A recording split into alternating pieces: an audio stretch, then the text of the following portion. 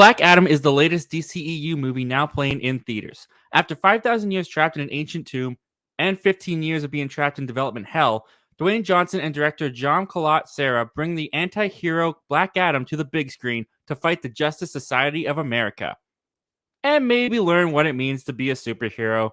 I don't know, guys. If you ask me, this movie just exists to be a 2-hour showdown between Black Adam and the Justice Society of America, which isn't necessarily a bad thing. That's actually where a lot of the strength of this movie lies. The first thing that you think about when you think about this Black Adam movie is the action, and the action in this movie is very entertaining. It's huge in scale, it's very creative, and boy, does it have a body count. The conflict that goes on between the Justice Society of America trying to contain Black Adam as he's become this destructive force on the country of Canuck, and Black Adam, who's trying not to get contained, does have some interesting character dynamics developed from it, mainly between Black Adam and the JSA member Hawkman, portrayed by Aldis Hodge. Aldis Hodge as Hawkman kind of stole the show for me as this portrayal of a superhero who's just getting so frustrated with Black Adam's relentless murdering of folks and having no remorse for it, and trying to get through to him that, hey, Black Adam, you shouldn't do that. I thought was some of the most intriguing character stuff in the movie, and watching Black Adam and Hawkman go back and forth with their ideologies regarding this was actually a lot of fun. As far as the rest of the Justice Society of America members, I really like Dr. Fate, played by Pierce Brosnan. He was another standout. Atom Smasher and Cyclone, portrayed by Noah Centineo and Quintessa Swindell, they kind of get pushed to the background, especially Cyclone. Atom Smasher was kind of fun, though. He kind of came across to me as DC's answer to Tom Holland's Spider-Man in the MCU. Insert the Atom Smasher came before Spider-Man in the comics comments here. All I'm saying is that the direction that Noah Centineo and the performance that he delivered kind of gave me a lot of Tom Holland vibes. And some of the ADR lines that are used when Noah Centineo is the CGI giant Atom Smasher, I wouldn't be surprised to find out that they were Tom Holland snippets that were unused that they used for this movie. But regardless of all that, I thought Noah Centineo was really fun to watch in this movie, and I really enjoyed his character of Atom Smasher. Now, when it comes to the star and the driving force of this whole thing, Dwayne "The Rock" Johnson as Black Adam, I thought he was fine.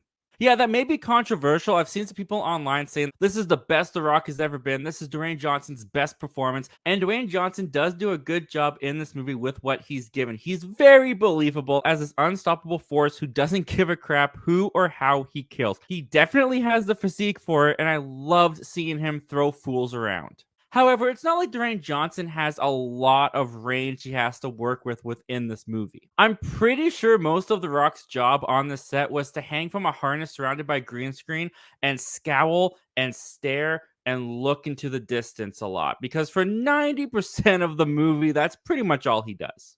And again, not to say that Dwayne Johnson was bad in this movie. I enjoyed watching him on screen. He handled the action sequences very well. Although, let's be honest, 95% of the action sequences with The Rock in this movie are just CGI recreations of him. I just found the members of the JSA more interesting as characters, and they kind of overshadowed Black Adam in his own movie for me. Now, going into this movie, I didn't really know anything about it. I hadn't even heard about Black Adam until this movie was announced, and all the trailers were very heavy on showcasing the action, and it turns out that is because that's pretty much all this movie has to offer. This movie is 80% action and maybe 20% plot and story. And I think that's being generous with the ratio. This movie just barely had a through line of a story going throughout it, and any chance that it got, it interrupted that story for a giant big action sequence or fight between Black Adam and a JSA member.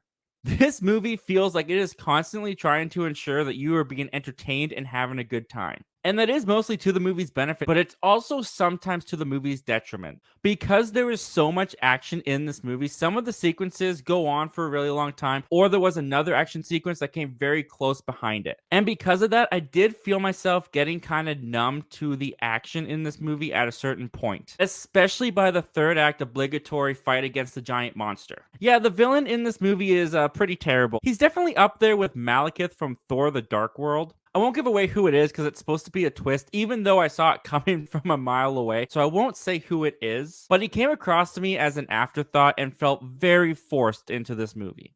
But really, when it comes to the conflict and what you're here to see is the fights between Black Adam and the Justice Society of America, and that is when the movie really worked for me.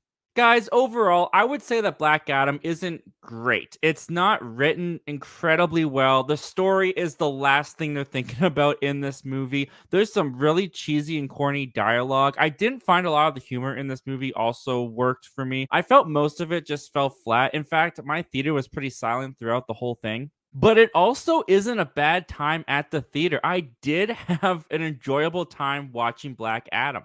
It does feel forgettable. The movie, I think, has helped tremendously that it's tied to this bigger universe within the DCEU. And there were a lot more DCEU connections than I was expecting. And I found a lot of them to be pretty fun. But I think the thing that they focused on the most when developing this movie is Black Adam's power set, who he was going to fight, and how the action sequences were going to be choreographed and presented on the screen. And when it comes to that, I would say that they nailed it. This movie also does have a feel like it hit just at the right time because we have been in a blockbuster drought for a couple of months, and this movie did quench my thirst for a big giant blockbuster on the big screen. So maybe on another day, I would have given Black Adam a weak recommend for some of its flaws, but I could overlook those flaws because I did have a good time in the movie. So I'm just going to go ahead and give Black Adam a solid recommend because honestly, I wouldn't mind watching it again. But the question goes to you guys now. What did you think of Black Adam? Did you have a chance to check it out? Comment down below. Let me know all your thoughts and opinions. I'd love to hear them. If you haven't already, subscribe, hit the like, hit the notification bell. It helps the channel out a lot. And I hope to talk to you guys again real soon.